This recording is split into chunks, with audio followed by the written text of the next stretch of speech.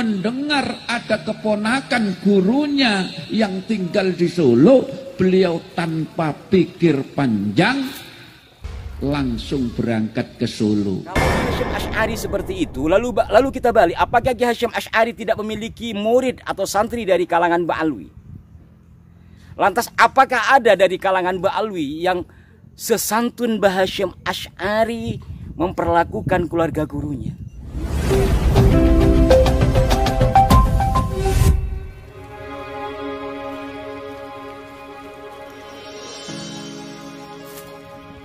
Assalamualaikum warahmatullahi wabarakatuh. Salam jumpa, salam sejahtera untuk Anda semua. Salam persaudaraan dari kami, Aras 9 Channel. Kembali saya menyapa Anda dari bibir pantai Indonesia bagian Selat Madura. Semoga Anda dan kita semua senantiasa dalam lindungan Tuhan yang Maha Kuasa. Saudara-saudaraku sekalian, jikalau seseorang atau kelompok tertentu memiliki jiwa kesatria, maka apapun yang menimpa atau ditimpakan kepada dirinya selama itu sesuai dengan fakta, maka akan diterimanya secara kesatria pula. Sebaliknya, jikalau seseorang atau satu kelompok dipenuhi dengan orang-orang yang berjiwa pengecut, jikalau ada sesuatu yang ditimpakan kepada dirinya, sekalipun itu bersifat fakta, maka akan dikatakan itu sesuatu yang mengada-ada. Disodorkan lagi fakta, dia akan berkelit, bukan mencari kebenaran, tapi pembenaran. Orang yang berusaha untuk meluruskan, malah dituding dengan berbagai tuduhan dan fitnahan. Ya, mungkin sebagian dari Anda sudah bisa menebaknya dari berbagai hal, dari berbagai peristiwa, dari berbagai fenomena yang terjadi di negeri ini, mulai dari persoalan nasab kaum Ba'alwi, pembelokan sejarah, perubahan identitas makam-makam tokoh. Nah, baru-baru ini di sejumlah kanal YouTube milik kelompok tertentu, video dari cucu Ki Haji Hasyim Asy'ari yakni Yai Fahmi itu dijadikan alat semacam propaganda di judulnya. Padahal antara judul yang provokatif dengan konten secara substansi tidak ada kaitannya. Satu di antaranya, imat, mukimat, makin tak tertolong, begini, dan banyak lagi. Kami menyadari ya, yang namanya judul itu mestinya memang konotatif, bukan provokatif. Maka kami menghindari judul-judul provokatif. Konotatif, bukan provokatif. Dan tidak menyimpang dari substansi konten. Ini judulnya apa, kontennya apa. Maka dapat disimpulkan ini hanya dijadikan alat sebagai propaganda karena dirinya sudah tidak mampu lagi menjawab dari berbagai hal yang tertimpa padanya. Apakah itu tentang pembelokan sejarah atau pula berkenaan dengan keterputusan nasab? Bukan keterputusan, ya memang nggak nyambung sih. Kalau terputus itu pernah nyambung lalu putus. Ketidaktersambungan nasab mereka kepada Kanjeng Nabi Muhammad SAW. Sebelumnya mohon izin kepada NU Online, video tersebut akan kami tayangkan berikut ini. Hadratus Syekh Muhammad Hasyim Asy'ari niku termasuk salah satu orang yang gemar bersilaturahmi. Nalika beliau belajar ten Mekah, beliau punya guru juga dari kalangan habaib. Salah satu guru beliau itu Al-Habib Husain bin Muhammad Al-Habsyi. Ketika beliau pulang ke Indonesia, zaman semonten, zaman itu, tahun itu komunikasi susah, transportasi ke Arab itu pakai kapal laut, jadi tidak bisa sering-sering ke Mekah. Nah, Mbah Hasyim ketika pulang ke Indonesia seolah-olah lost kontak, putus hubungan dengan guru-guru beliau yang ada di Mekah, di Tanah Suci. Nah, suatu hari Mbah Hasyim mendengar ada keponakan Habib Husain bin Muhammad Al-Habsyi yang tinggal di Solo. Kalau nggak salah namanya Habib Alwi Al-Habsyi. Begitu mendengar ada keponakan gurunya yang tinggal di Solo, beliau tanpa pikir panjang langsung berangkat ke Solo, naik dokar. Tapi panjenengan bayangaken ten Solo numpak dokar. Sakniki kula enak nang Tebu Ireng nang Solo nggih cuma 2 jam lewat tol. Bolak-balik sedina ping 3 keturutan nggih. Lah Mbah Hasyim zaman semonten itu naik dokar ke Solo semata-mata untuk bersilaturahmi dengan keponakan gurunya. Lho niku ponakane, bukan putranya, bukan ponakane gurune, cuma sekedar ingin menyampaikan, Beb, kula niki santrine paman panjenengan. Iku Mbah Hasyim seneng silaturahmi. Nah, saudara-saudaraku, setelah Anda menyimak isi video tadi, bagaimana menurut pandangan Anda? Menurut hemat kami, jelas-jelas apa yang disampaikan oleh Yai Fahmi itu menunjukkan betapa kerendah hatian dan ketawaduan seorang Hadratus Syekh Haji Hasyim Asy'ari terhadap keluarga gurunya.